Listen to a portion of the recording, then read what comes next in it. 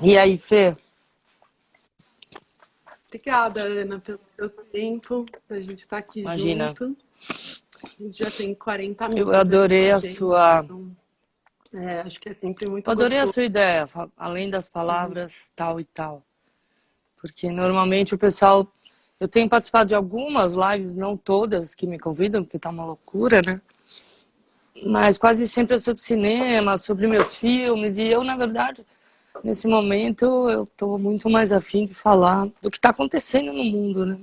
Que eu acho que a gente está vendo uma mudança, né? Uma metamorfose muito grande, além de revelações, né? A gente está, como disse o Spike Lee, esse coronavírus tirou um véu da realidade, mostrou o que sempre teve, mas agora está mais inflamado. Então, eu acho que é um momento muito interessante para falar do presente, do momento presente.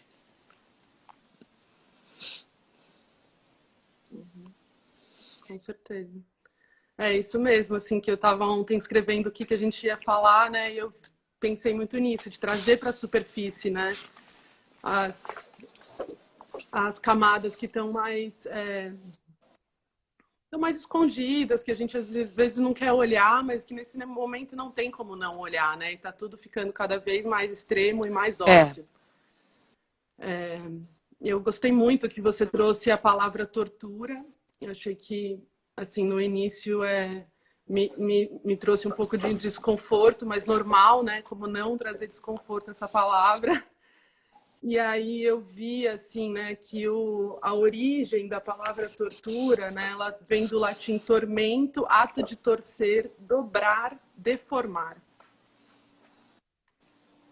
E, e aí, assim, eu queria te perguntar, assim, partindo do ponto, né, assim, eu e Ana nos conhecemos desde muito, assim, enfim, você, Ana, me conhece desde que eu sou muito pequena, né, e a gente tem um caminho junto com o budismo tibetano. Então, partindo do ponto de vista da filosofia do budismo tibetano, que somos seres cíclicos dentro do samsara, né? A gente nasce, sofre e morre, nasce, sofre e morre. Esse é o samsara e esse sofrimento ele permeia, né? Partindo desse ponto de vista, e aí eu te pergunto assim, né? Como você lida com a tortura, né? E como ela pode ser ponte para o nosso desenvolvimento como ser, né? Olhar de um oi, outro ponto de Daniel. vista. Olha, eu quis trazer a palavra tortura porque eu acho que nós hoje no Brasil, fora a questão da pandemia, que é um sofrimento grande no mundo inteiro, nós estamos sendo torturados como povo. Nós brasileiros estamos sendo torturados por um líder que ignora a pandemia, que não está nem aí para as mortes, que está preocupado com as coisas dele e a cada dia sai sem máscara, não obedece nem o seu próprio ministério. Então a gente está vivendo um negócio muito louco, né? E que tortura as pessoas. Ele tá torturando as pessoas. E eu vejo muita gente muito desesperada com isso. E aí eu entro a questão do budismo tibetano, a questão da consciência, né? Porque eu acho que a gente nunca pode esquecer que esse cara foi eleito porque ele homenageou um torturador. Isso é um dado que a gente não pode esquecer. Ele não existia até abril de 2016, quando no impeachment da Dilma ele foi à Câmara e homenageou o general Ustra, que era o torturador da Dilma. Então veja aí, tem um torturador e um torturador de mulher. A partir daí ele passa a ser um vórtice, porque ele não tem proposta, nunca teve, nunca foi a debate. O que ele quer fazer, até agora a gente não entendeu, porque ele nunca falou e nunca fez, né? Agora, que ele tem uma intenção de tortura e misógina, isso ficou claro e ele foi eleito por isso, né? Então, assim, eu acho que quando a gente leva um susto com as coisas que ele faz, a gente começa uma autotortura. E eu vejo muita gente sem sair da cama por causa disso, né? E aí eu acho importante a gente olhar e falar, gente, ele, esse homem, que eu não falo o nome, ele está sendo coerente. Ele homenageou isso, ele é isso, ele gosta disso e ele está praticando isso. Agora, por que a gente está levando um susto novo a cada dia? Quando, desde o início, o script era esse, né? Então, eu acho que como é que a gente lida com isso, né? Eu acho que a gente tem que olhar o todo, sabe? o Brasil é um país que vem sob a égide da tortura desde a chegada dos portugueses. Os portugueses torturavam os índios, estupravam as índias. Depois vieram trazendo os negros escravizados aqui. Torturavam os negros, estupravam as negras. Depois houve uma abolição, apenas 140 anos atrás, apenas, em que não foi dado nenhuma condição para o escravizado liberto. Né? Então, os abolicionistas negros da época, eles queriam terreno, eles queriam escola, porque na época 80% da população era negra. 80%. E de um dia para o outro, essa população negra virou mendiga. Eles não tinham trabalho, eles não tinham terreno, eles não tinham condição, eles não tinham escola. E isso se perpetuou até hoje. Então, hoje o Brasil, e aí volta o Spike Lee, a gente tirou um véu e falou, peraí, é isso que a gente chama de nação? Quando a maior parte da população precisa de R$ 600 para viver, onde, o ano passado, 2019, um estudo disse que metade da população em 2019 ganhou R$ 800 por mês, em média. Então, é um país de tanta contradição e, ao mesmo tempo, é um país da tradição da violência. Estupro, feminicídio, racismo, machismo, misoginia. O Brasil é um país onde quase todas as relações são permeadas de uma forma ou de outra por tortura. Eu tive esse ano trabalhando com uma americana, o ano passado, e ela saiu, enfim, foi embora do Brasil e me perguntou no nosso último encontro. Como é que... A Bel falou verdade, né? Sim, o brasileiro, ela me perguntou, Ana, por que é tão difícil trabalhar com brasileiro? Eu falei, porque nós mentimos. Nós não falamos a verdade. O brasileiro é hipócrita. Ele acha legal, ele não fala. Ele não acha legal, ele não fala. Eu não estou dizendo que isso não seja uma qualidade humana e que isso não exista em outros países, óbvio que sim. Mas aqui é a regra. Praticamente é a regra. Então, você não achou legal, em vez de você falar mesmo no âmbito do trabalho, olha, eu não achei legal, por isso, por isso, por isso. Não, a pessoa fala, eu achei legal. E depois a arma por trás. Isso é muito comum no trabalho, é muito comum no cinema, é muito comum.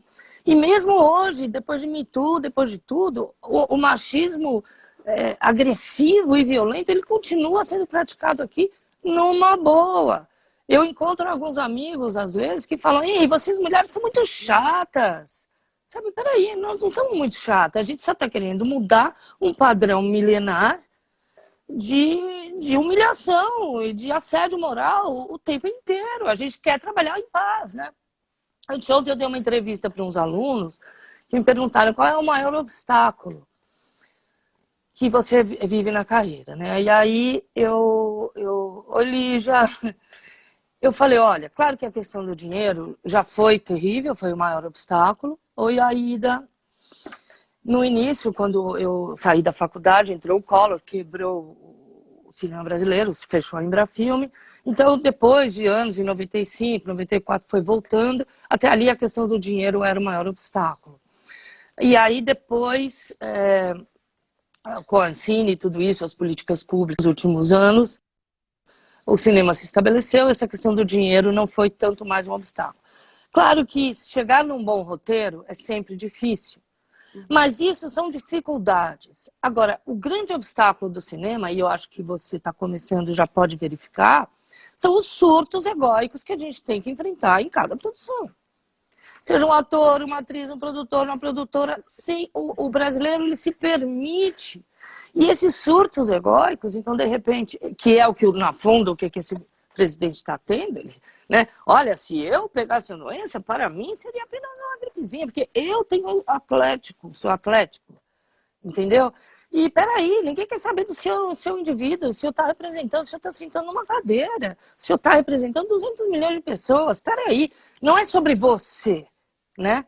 Então, eu acho que nós aqui, brasileiros, temos um atraso muito grande no que se refere a isso. Nós somos muito, tradicionalmente, né, o português, a elite política, a elite, tem o direito, entendeu? De achar, por exemplo, que a empregada doméstica é um serviço essencial.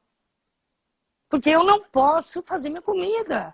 Então, tudo isso eu acho que a gente deve levar em conta quando esse homem faz as loucuras dele, e em vez de ficar doente, a gente tomar consciência de que isso é uma questão nacional. Isso é uma questão, então assim, de todas, não digo todas, claro, mas é uma coisa normal na relação no Brasil, a mentira, a hipocrisia, o negócio, a jogatina, a loucura, e a gente começar a desmantelar isso na nossa vida pessoal, porque o Brasil não vai mudar de um dia para o outro, gente. A gente está desesperado, querendo tirar um elemento criminoso, maluco e tal, mas esse elemento não chegou ali sozinho.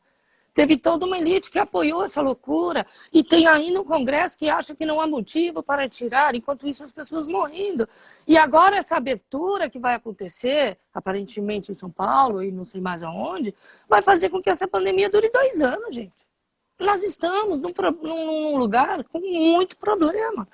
Agora, a gente não adianta ficar com raiva do outro, achar que esse presidente é maluco, merece a morte. A gente tem que olhar para dentro da gente e ver até que ponto, porque não há um torturador sem um torturado. Sabe, eu acho que a gente tem que, aos poucos, sair internamente desse local de torturado. Porque, meu Deus, poderia não ter sido assim. Não, gente, não poderia não ter sido assim. Foi assim, só poderia ter sido assim. Então, agora, vamos olhar de verdade o que a gente pode fazer de verdade. Alguém está me perguntando o que o assunto feminicídio tem a ver com o Tosco. Ora, se ele homenageou um torturador, o que um torturador faz? O que esse torturador fez com a Dilma? Ele bateu? Ele humilhou? Então, quando ele homenageia esse torturador, ele está homenageando o feminicídio. É óbvio. Ou pelo menos a violência contra a mulher, no mínimo. Então, a base desse cara está aí. E eu acho que nós, mulheres, hoje, temos um papel tremendo. Porque os homens, esse sistema capitalista, selvagem, destrutivo que está aqui, e está aqui, digamos, desde a Revolução Industrial, ele não está levando a gente para um lugar bom. Nem a gente como raça humana e nem o planeta. Né? Eu me lembro eu fiz um curso de massagem quando eu tinha 20 anos com um monge zen japonês. E ele falava, nós estamos numa sociedade que só valoriza a produtividade, não valoriza a pausa. E não é possível funcionar assim. A natureza tem produção e pausa, tem dia e noite, né? Então, nós começamos a investir numa hiperprodutividade individualmente e como sociedade, isso no mundo inteiro, é o chamado capitalismo, que está gerando destruição do planeta, ondas de depressão, de suicídio, de ansiedade. Então, nós estamos, como raça humana, loucos, levantando esse celular 100 vezes por dia. Eu li uma frase ontem, estava pesquisando... Desculpa. Não, só para dizer, quando em março de final de fevereiro de 2020, agora, o filme O Parasita, vou trazendo de volta para a cultura, ganha o Oscar, um filme coreano ganha o Oscar. Isso é histórico. E 20 dias depois o mundo é obrigado a fechar. O Parasita é um filme anticapitalista explícito, que está dizendo, olha aí, não dá, essas escadas, né, onde os de cima tomam sol e os de baixo levam esgoto na cabeça, ou são sufocados por um joelho de um policial racista, este mundo ninguém mais aguenta. Hollywood não aguenta mais. Hollywood é o epicentro disso, dessa cultura. É o maior poder do mundo. Um ator ali faz um filme e ganha 20 milhões de dólares, ganha 30 milhões de dólares. Aquelas pessoas não precisam dizer que está ruim, mas até para elas está ruim. Então, no dia seguinte que o Parasita ganhou o Oscar, eu fui também num debate com o roteirista e falei, gente, está muito inflamado, o pus está saindo pelos poros, o que a gente tem para fazer para mudar o sistema?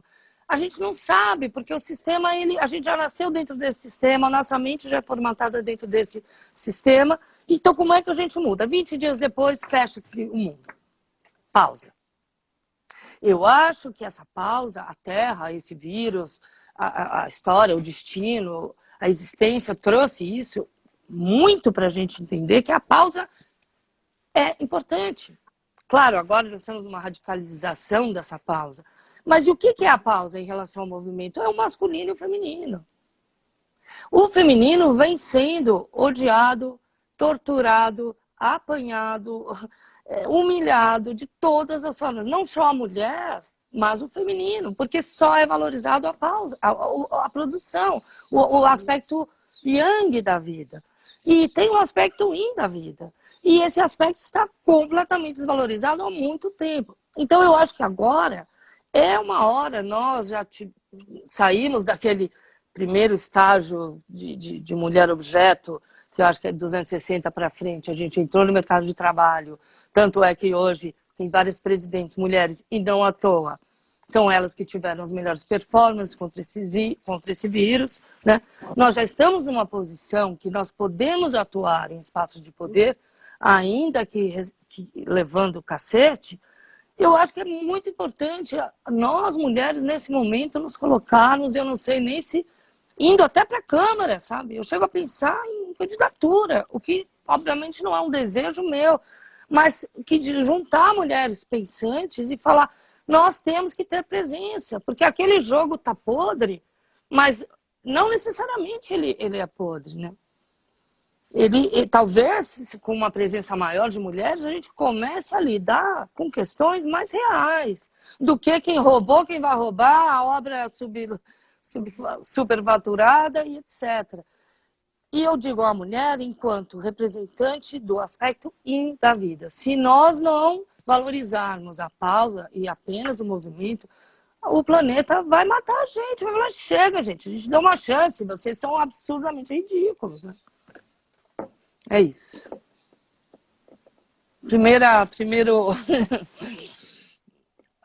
Primeiro ponto desse assunto, da questão da tortura. Nós, mulheres, temos um papel muito grande em mudar isso. Tanto no nível da política, da macropolítica, quanto da micropolítica. Nós temos que ver que nós somos muito responsáveis.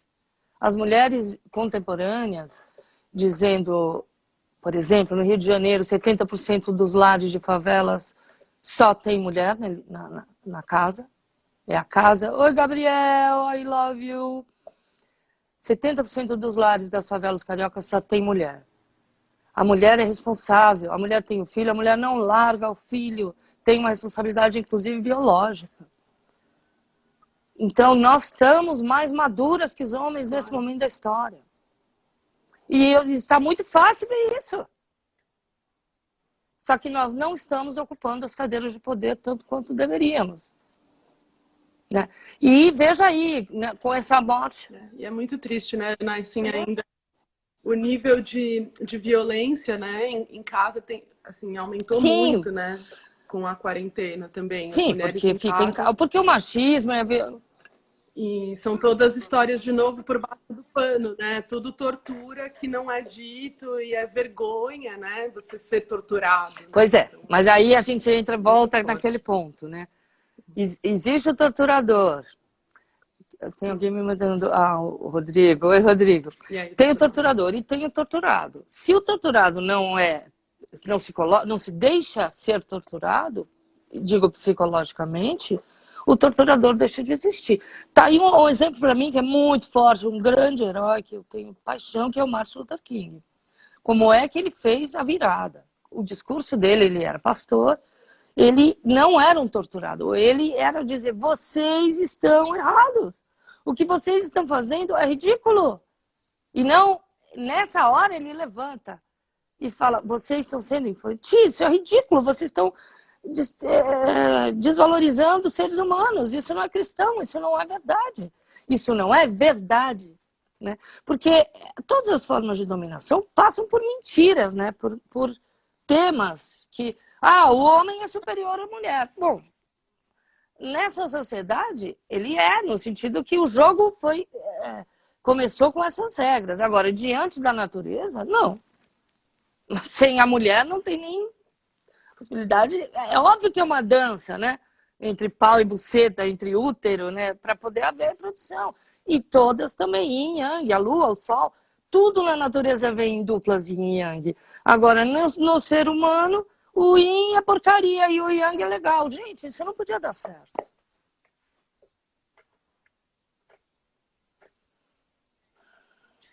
existe um lugar também que o Pete trouxe na live que a gente fez, que ficou muito comigo, assim, né? Que é essa necessidade de carinho, de ser olhado, né? E que desde de neném a gente foi cuidado, né? Teve uma mamá ali, a mãe que cuidou por muito tempo e depois um certo abandono, né? E a mãe deu uma aula uma vez muito boa sobre esse eixo abusador-abusado. E aí falando isso, que o abusador é aquele que não foi cuidado, que não foi visto, e ele precisa abusar para chamar atenção, para ser reconhecido, né? E tudo isso. E é muito interessante, assim, porque eu acho que nesse momento também tem um lugar entre a relação do macro, né, que a gente está vivendo, e como entre nós se acolher, né? E o lado feminino da mulher, que é, para mim, o mais, assim, esse lugar mãe, esse lugar que acolhe, que entende, que tem espaço, que dá, né, assim, o alimento para continuar seguindo.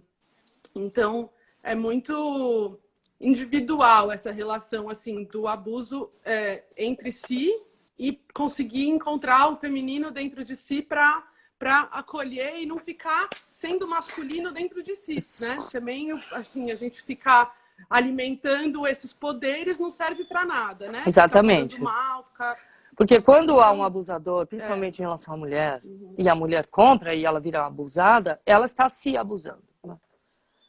E isso eu acho que é uma coisa que a gente está tomando consciência agora, agora é a outra palavra, né? De que a maioria das relações, infelizmente, eu vou falar uma coisa forte, mas é claro que não são todos, mas a maioria das relações hétero, homem e mulher, são abusivas. Por uma questão cultural, porque a mulher faz tudo, e o cara fica sentado, porque o cara ganha um futebol, porque o cara triangula o tempo inteiro, porque a mulher já não triangula. E por uma série de razões é muito comum você encontrar mulheres que estão namorando, mas que são abusadas pelo namorado, e às vezes durante anos. E elas, em geral, a reação é: oh meu Deus, eu estou sofrendo, mas olha a última que ele fez, olha que horror.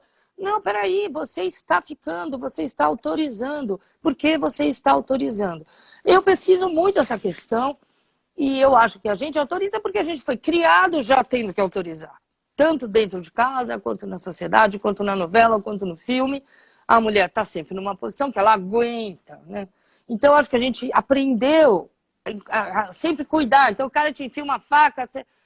Uma vez eu conversei com uma amiga que apanhava, uma mulher muito inteligente, muito forte, muito política, mas na relação amorosa, ela bobeou, tinha um namorado que batia nela, né? Alguém está escrevendo que assume e ocupar o lugar. Bem, não sei. E eu perguntei, mas como é que você se sente quando você apanha?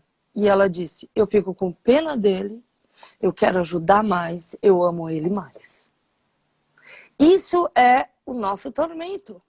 Porque nós temos esse amor, nós temos essa ocupação social de quem cuida, além de que nós temos isso naturalmente mesmo, né? Nós somos maternais. Então, quando a gente vê um homem que bate na gente, no caso, eu nunca apanhei, graças a Deus, mas essa amiga, ela quer cuidar mais. Ela fala: então deixa eu dar mais amor. Então a gente vai se permanecendo neste lugar do abusado, né? Então isso é muito sério em relação a gênero. Agora, hoje, o que a gente está vivendo em relação ao país não é apenas uma questão de gênero. Ele está abusando da população inteira. Está havendo um abuso. E aí existem aqueles que lidam de uma forma, outros que lidam de outra. E aí por isso eu trouxe a palavra também consciência, que eu acho que é uma palavra imensa, que cabe um mundo dentro dessa palavra, literalmente, porque sem consciência não há mundo.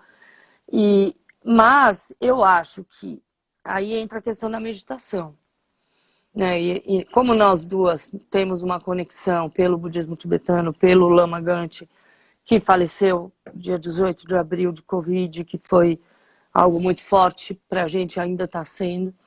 E também na conexão com o Lama Michel, que é um lama brasileiro tibetano, que é irmão da Fernanda, que eu também conheço desde criança, que é uma pessoa que eu respeito muito. Bem como toda a sua família, que é uma família do Dharma, tanto seu pai quanto sua mãe são pessoas que estão sempre procurando, né? A Bel é uma pessoa que está sempre procurando, falando, estudando. Então, por essa nossa conexão, né, de procura de meditação, eu acho que eu tenho visto agora, nessa pandemia, e diante dessa onda de tortura que nós estamos vivendo, muita gente procurando a meditação. Meditações variadas que já aparecem por internet. E o que é a meditação? Muita gente começa a meditar e sente até um benefício, mas não sabe exatamente, né, o que é a meditação. E tem muitas meditações muito comerciais também. Mesmo no YouTube, tá rolando uma meditação do Deepak Chopra agora, de abundância, e são meditações, enfim, guiadas e tal. E eu, assim, como eu medito há 30 anos ou mais, eu acho que eu hoje, cada vez melhor, eu vou compreendendo o que é o valor da meditação. Então, eu queria um pouco compartilhar isso, porque eu acho que a única forma da gente não ficar doente por causa dessas questões políticas que estão acontecendo aqui e se manter fortes para, inclusive, poder lutar, para, inclusive, poder, eventualmente, se candidatar, ou escrever, ou fazer um filme, a gente tem que estar no eixo. A gente não pode estar na cadeira do torturado, né? Então, eu acho que a meditação traz a ideia da consciência, porque eu acho que nem todo mundo percebe uma coisa que a meditação mostra, tanto no budismo tibetano quanto em todas as linhas da Índia, a Advaita Vedanta, que eu ando estudando mais recentemente, de que a mente e a consciência são duas coisas diferentes. A mente acontece no cérebro, ela tem uma influência muito grande da cultura, né? Então, quando a gente nasce, um exemplo que eu acho que ajuda a entender, quando o bebê nasce, ele já tem 100% da consciência. Ele já está vivo, ele já tem fome, ele já sente a luz, já sente o calor, já sente o incômodo, a consciência dele é tão forte quanto a nossa, hoje. Bem como da formiga, da cobra e até da árvore, né? A consciência já está lá. Mas quando o bebê nasce, a mente ela é uma estante vazia, ela não tem nada. Mas a consciência já tem. E aí, ao longo do tempo... Um drive vazio, né? Como o Rinpoche falava do computador, vazio. Né? Aí começa. 1 ano, 2 anos. Olha, você chama Fernanda, você é menina. Eu chamo Fernanda. Aí pronto, já botou um nome ali na estante. Menina, tais roupas, tais classes sociais, tal isso, tal aquilo. Você é inteligente. Opa, vamos botar aqui, inteligente. Ou bonita. E aí a gente começa a formar o que é o conteúdo dessa mente e que ao longo do tempo vai virar a nossa identidade. Então, uma hora eu falo, eu sou a Ana Mulaerte, eu faço cinema, eu sou isso, eu tenho 2 filhos, e aí, de repente, eu tenho uma biografia aqui guardada no meu cérebro, que hoje os neurologistas, que é uma outra coisa que eu gosto de estudar, dizem que o cérebro é um record, como se fosse um HD do passado. Tudo que está no cérebro se refere a experiências vividas, né? Então, a mente, isso que é o pensamento, que é a nossa pessoa, que é o nosso ego, ele é, na verdade, uma história, uma narrativa. E não tem nada a ver com a nossa consciência, porque a nossa consciência ela é vazia, ela se permanece vazia até o dia da morte. E depois, quem sabe, né? Tem alguém aqui que não sabe se concorda. Tudo bem, eu não preciso concordar. Mas eu acho que nós temos 2 instâncias. Uma que é a mente, que é o ego, que é todo um construto social de biografia, de preferências e de coisas. E nós temos um outro lugar dentro da gente que é vazio, que é um mar de energia pura. E eu acho que a meditação, como eu entendo, é você pegar seu foco, o seu mouse, e tirar ele um pouco daqui e colocar ele um pouco para cá. Porque quando você faz isso minimamente, acha que trazemos de outras vidas muita coisa. Sim, concordo, trazemos de outra vida muita coisa. Mas isso não tira essa divisão de toda forma. A última vez que eu estive na Itália, em 2018, fui encontrar o Lama Gangchen, e eu perguntei para ele. Vem cá, uma hora saiu todo mundo, a gente estava na frente daquele lago, e eu falei, Lama, o que a sua mente tem que a nossa não tem? E aí ele foi simples a resposta, Espaço. Minha mente tem espaço. Então, o que é espaço? É justamente alguém que não está focado na fofoquinha do dia e está focado no espaço interno, que é talvez infinito. Então, eu acho que a meditação é um treinamento, uma escolha de dizer, eu não vou viver 24 horas do dia nessa fofoquinha, seja minha, seja do país. Sim, e se desidentificar disso. Né? Eu acho que a meditação tem muito essa potência da gente sair do eu, né? Lama Michel falou muito ontem da autogratificação, como a gente se relaciona com o mundo todo, com o que é bom para mim, o que é ruim, o que eu gosto e o que eu não gosto. Então, acho que é nesse momento que é tão intenso o externo e acessar essa consciência de um lugar mais amplo, com mais espaço. Exatamente, e isso é possível a qualquer momento. A qualquer momento. E a forma mais fácil é sentir o corpo, né? Então, por mais que esteja terrível a situação, porque eu acho que a gente sofre mais pela política do que pela pandemia aqui no Brasil, né? Quando vê o Jornal Nacional, quando vê as loucuras, é uma revolta, né? E fora a revolta de classe, a revolta de tudo, né? O Brasil está em chamas, o Brasil está cheio de chagas, né?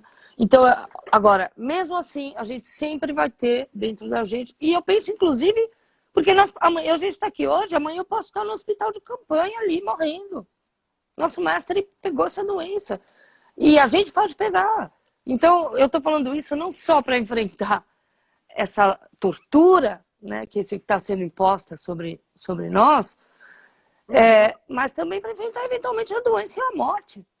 Se a gente tiver um lugar dentro da gente que a gente pode focar, que não é o dia a dia, o problema daqui, e sim algo maior, e que o dia que esse algo maior sair do corpo, o corpo vira lixo. O corpo não é... A gente pode até acessar a consciência através do corpo, mas, e aliás, um dia, o Rinpoche, muitos anos atrás, ele falou, a gente não sente a dor no corpo. E eu fiquei, juro, eu fiquei uns 20 anos tentando entender essa frase. Como assim a gente não sente a dor no corpo? Onde sente, né? E é óbvio que quem sente a dor é a consciência. Porque se você tira a consciência, o corpo não sente dor. Não é o corpo que sente dor, né? O corpo é um instrumento que a consciência tem para sentir o que seja lá o que ela sente. E nós humanos temos um tipo de máquina, que é esse corpo, que tem visão, audição, tato e tal, 2 pernas, determinada altura. Como a cobra tem uma consciência e ela vai ter outro instrumento, ela vai ter que se arrastar no chão, virar assim, tem veneno, né? Então, cada ser que está aqui nesse planeta tem um instrumento diferente, mas a consciência, a vontade de viver, a vontade de estar bem, ela está em todos os seres, inclusive nas plantas, né? Então, eu acho que nesse momento... E eu sinto muito essa conexão agora... Pode falar. Não, assim, só para dizer, né, que depois da meditação, quando assim, eu tenho feito bastante, né, inclusive é muito especial, assim, essa desconexão, né, de meditar e conseguir entrar nesse estado onde a gente não... essa desidentificação, ela dá medo, né, porque você não tem referência, né, chega a um lugar onde você fala, peraí, então a consciência, ela não tem o ego do eu, né? E é muito complicado e profundo se você não tem essa experiência, né? Mas o que eu ia dizer é que depois de meditar, eu tenho feito de manhã, senão eu esqueço. Acordo, sento e medito pelo menos uns 10, 15 minutos. E aí, cada ação se torna mais presente, né? E esse mundo onde a gente está vivendo, que é tão caótico, ter uma organização de sentimento, para mim está sendo muito importante eu saber o que eu estou sentindo, por exemplo, sabe? Eu estou sentindo medo, isso é medo. E ver o que está por trás desse medo, né? Então, quando abre Exatamente. mesmo, né? E não deixar que tudo isso se torne uma nuvem, né, preta dentro e vá aos poucos ficando mais claro. Porque se você tem... E aí, voltando para a tortura, né? Porque aí vira tortura, porque aí você já Ah, para tudo, eu quero descer, já não aguenta mais. Porque se você tem espaço interno, né, que é o que o Lama falou que você tinha, então você tem um problema desse tamanho. E você só tem esse espaço, o problema é tudo na sua vida. Mas se você abre, o problema menor, já diminui naturalmente, né? Mas assim, você falou, né? Quem meditou ou não meditou? Todo mundo já meditou. Sexo, por exemplo, é meditação, né? Você está transando, você está no corpo, você está no presente, você não leva seus problemas para o sexo, né? Ou pelo menos leva bem menos, né? Por exemplo, nadar no mar é uma forma de meditação. Quase sempre é impossível você entrar no mar e ficar pensando em problema, né? Ou tomar uma chuva. Tudo que traz a gente para o corpo, traz a gente para o presente. Então, eu acho que mesmo quem nunca sentou e meditou e cultivou esse espaço interno de uma maneira consciente, já meditou de alguma forma. E o que o sexo faz? O que um mergulho no mar? O que um tomar uma chuva na cara faz pra gente? Isso todo mundo sabe. Faz bem, bota a gente com mais espaço, né? E esse espaço, nesse momento de crise, eu acho muito importante. Por isso eu trouxe as ideias de tortura e consciência. O que a meditação faz, na verdade, é tirar o mouse da mente, ou do ego, ou da biografia, que nome quer que se dê, e traz a gente para um espaço vazio de consciência, de vida, de força vital, de ti, de prana, também seja lá o nome que pudesse que se dê. E eu acho que a gente tem claro que são duas instâncias diferentes e não misturar tudo, entendeu? Porque daí, de repente, o homem faz uma loucura e a pessoa vai para a cama, entendeu? Eu tenho um amigo que vai para a cama. Porque um homem é um idiota, entendeu? E isso não é justo. A gente tem um recurso que é não se... O cara é torturador, a gente não vai ser torturado. É a única forma da gente transformar esse país. O Brasil é um país, obviamente, lindo, maravilhoso, com uma população incrível, mas com uma elite e uma mentalidade mercantilista de tirar vantagem desde os primórdios da colonização, né? Os degredados aqui, a abolição mal feita, nós temos todos os problemas do mundo. A gente sabe disso, um abismo social inaceitável, um racismo estrutural nojento, entende? Uma preguiça, uma elite preguiçosa que tem medo de pegar uma vassoura na mão e limpar a sua privada. Nós temos todos os problemas, mas nós temos 200 milhões de pessoas, nós temos um mundo, um futuro. A gente tem que começar a mudar a partir da nossa própria pessoa. Eu não vejo outra forma, sabe? Porque não é tirar esse cara apenas. Esse cara é um. Mas toda a elite política é igual a ele. A hipocrisia é a marca. Então, eu acho que nós estamos no pior momento, talvez da história do Brasil, mas talvez seja o momento da gente falar: vamos mudar, vamos botar a mão, vamos fazer o que for possível. Mais do que nunca, eu acho. E a consciência de sair do lugar de vítima, né? Exatamente. Porque a vítima é o torturado, né? Se você é vítima, você está sendo torturado, né? Então, por isso, exatamente. Vamos sair do lugar de vítima. Esse cara não está aí à toa. Ele está aí por causa de um sentimento misógino, de tortura, de violência. É um país com uma história de violência. Vamos mudar isso nas nossas relações com o nosso filho, com a nossa mãe, com o nosso amigo, entendeu? Com todo mundo. Vamos nos conscientizar, vamos sair do papel de vítima, vamos sair do papel de torturado. Nós somos torturados. Além de estarmos sendo torturados, a gente compra isso muito fácil. O brasileiro. O americano é diferente. Veja agora. Uma coisa que eu acho importante trazer... Não, só ver agora o que aconteceu. Morre um... Não, eu só ia voltar um pouco... Só queria só finalizar o que aconteceu agora nos Estados Unidos, com a morte desse negro sufocado pelo joelho do policial branco. Olha a reação deles. Eles não estão revoltados. Não, eles foram para a rua mostrar a cara. Olha aqui, nós temos força. Não matamos ninguém, mas olha nosso poder. Sabe? Assim, eles vão mudando. A luta dos negros por direitos civis nos Estados Unidos, desde os anos 60, é marcada por esses incêndios que estão transformando o país. E eles já tiveram, inclusive, um presidente negro. É muito importante aprender com eles. Eles não foram para a rua matar ninguém, não mataram ninguém, mas fizeram imagens de poder. É isso. O que você ia falando? Sim. Não, na verdade já passou. Não, o que eu ia falar é do feminino e do masculino, né? E que a gente tem muito o lugar da mulher e do homem, e o quanto que dentro da espiritualidade, muitas linhas, é o yin e yang, é todo esse lado que todo homem tem um feminino Sim, dentro, claro. a mulher também tem masculino dentro, né? E essa diferença de gênero, assim, que nesse momento tudo isso, acho que a gente está falando também é, assim, dos homens entenderem que não é um lugar de, então eu, né, tenho que deixar espaço para as mulheres fazerem, e sim entenderem que dentro deles existe esse feminino que pode também acolher e pode olhar as coisas de uma maneira mais sutil, né? Exato, exato, esse equilíbrio, né?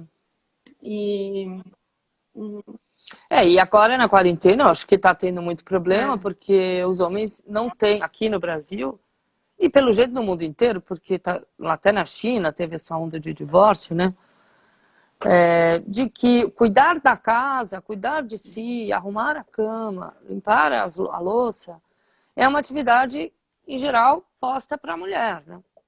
E na hora que você se vê ou sozinho ou com uma mulher, você continuar querendo jogar isso para ela, sabe, agora é uma grande oportunidade da gente aprender aquela lição zen, né? Que o mestre pergunta, mestre, o que é o zen? Ele fala, o zen é comer o arroz e lavar a tigela.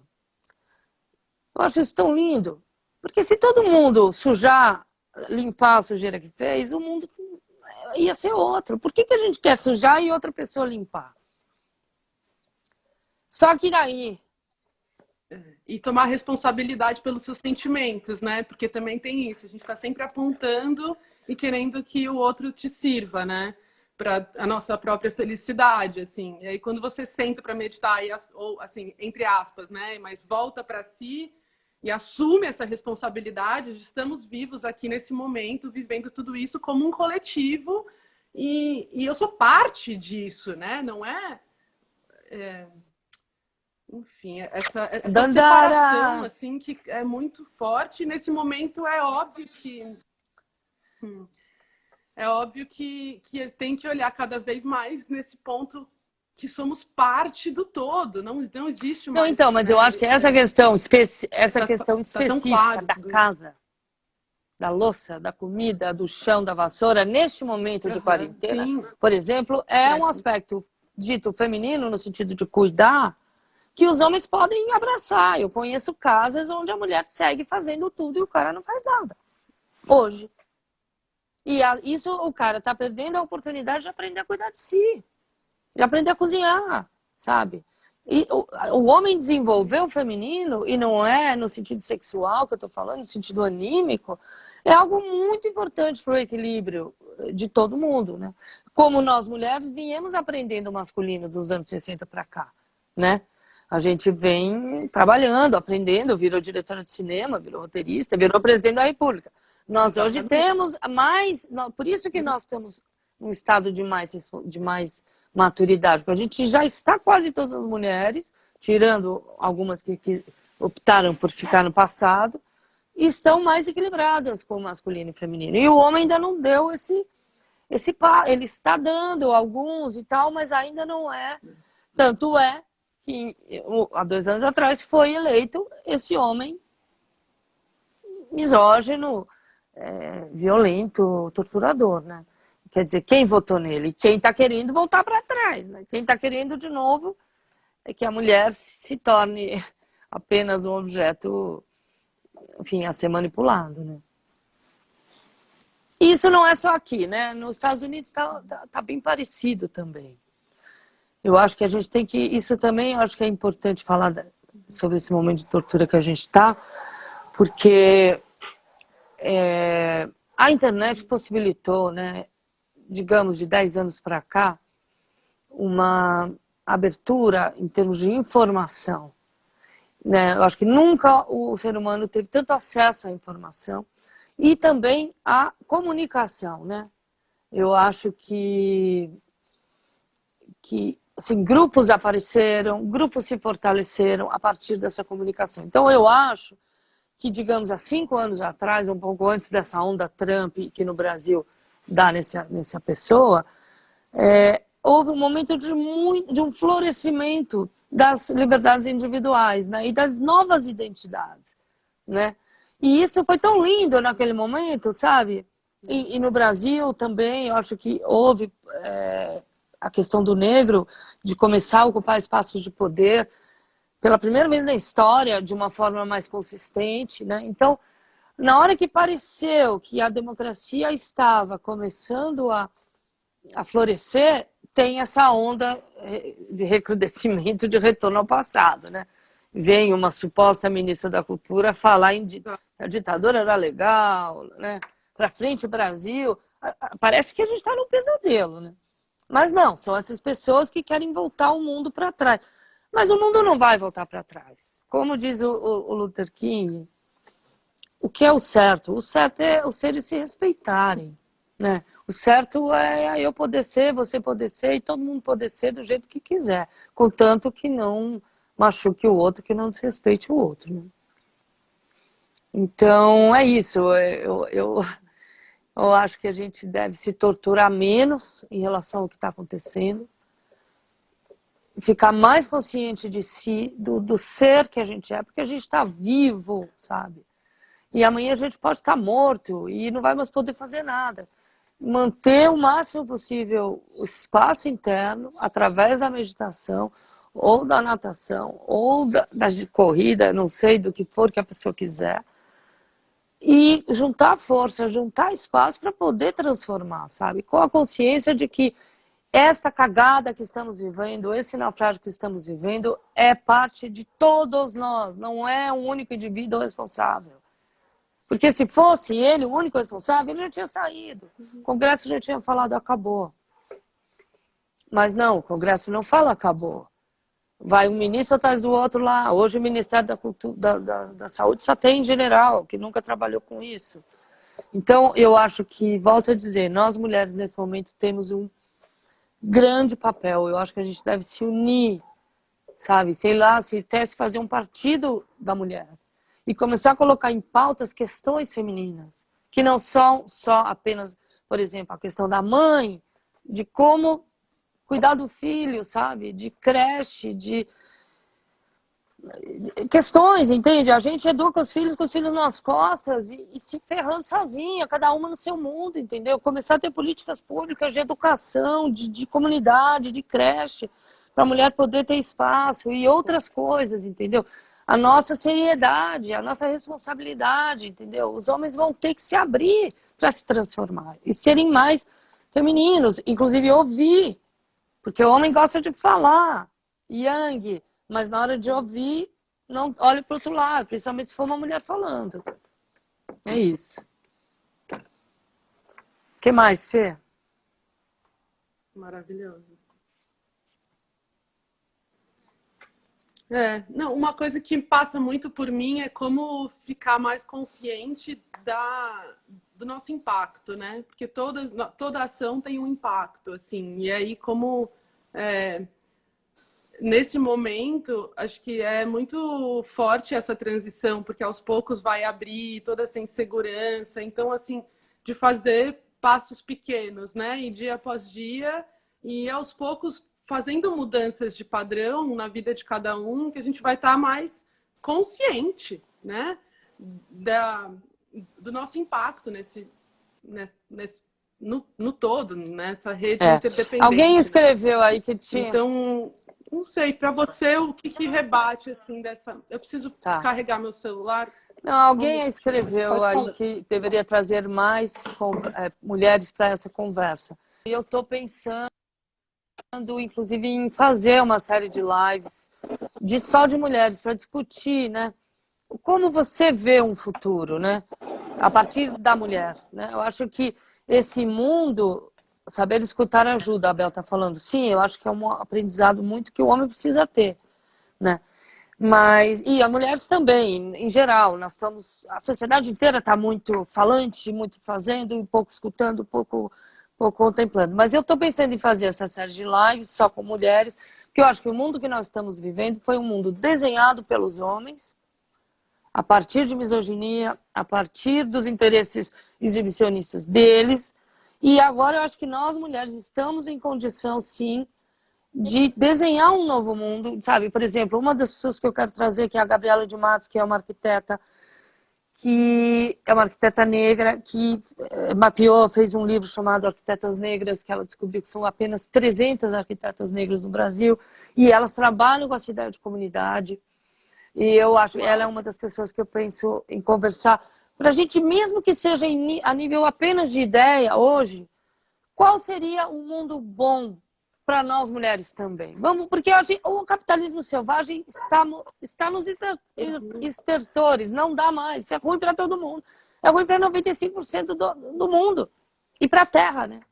Então, qual seria? A gente fala que não quer assim, mas como é que a gente quer? A gente não sabe, porque a gente ainda não teve esse espaço. Né? Então, eu sim estou pensando em fazer essa série de lives, trazendo mulheres e começando a ter a visão. Qual seria esse mundo? Né? Estão falando aqui, Gabriela Almeida, Juliana, a Grace passou, sim, a Grace com certeza é uma das pessoas que eu pensei de conversar, que eu penso de conversar, a Gabi, a Grace, Márcia Tiburi, tantas mulheres, a Bel, né? Porque se a gente começar a ter a visão, uma hora isso pode se transformar em verdade. A gente precisa começar a ter. Eu queria só falar mais uma coisa, que eu participei de uma mesa com o Werner Herzog, nosso grande diretor alemão, no ano passado, nesse ano. E ele fala isso, né? Ele fala, meu Deus, nós, né? Ele fala nós, ele não fala os brasileiros. A gente destrói a Amazônia para botar um boi, para esse boi depois virar carne, essa carne às vezes viajar o mundo inteiro num cargueiro, gastar uma gasolina, poluir o mar, para chegar num hambúrguer, num McDonald's, e a criança pegar, dar 3 mordidas e jogar fora. Sabe, o capitalismo está destruindo tudo em nome do lixo. Sabe? E ele fala, o Herzog é um cara bem radical, e ele diz, eu tenho um sapato e 2 ternos, eu não compro nada. O consumismo exagerado é destrutivo. As mulheres indígenas e seus saberes, sim, com certeza. Aliás, eu acho a cultura indígena do Brasil, tal como ela era, quando chegaram aqui os portugueses, é uma das culturas mais adiantadas que eu já ouvi falar. Em termos de filosofia, de equilíbrio, de comunitário, do grupo. Quando eu falo das crianças, eu acho muito louco cada mãe cuidar do seu filho no seu apartamento. Isso é muito pesado. Na cultura indígena, são todas tias, sabe? Isso é muito melhor para a criança e para a mãe e para todo mundo. Essa mãe que a gente faz hoje, pratica, hoje é uma mãe romantizada, um filho romantizado. Cada mãe tem o melhor filho do mundo. Cada filho tem a melhor mãe do mundo. Não, gente. Nossos filhos não são o melhor filho do mundo. Eles não são maravilhosos, eles são normais. Só que nós os amamos de uma forma maravilhosa. Ok, mas por que cada filho, em cada apartamento, você vê um apartamento, 70 prédios, num prédio, 70 casinhas, 70 melhores filhos do mundo, 70 fogões, 70 geladeiras, 70 computadores, 70 iPhones.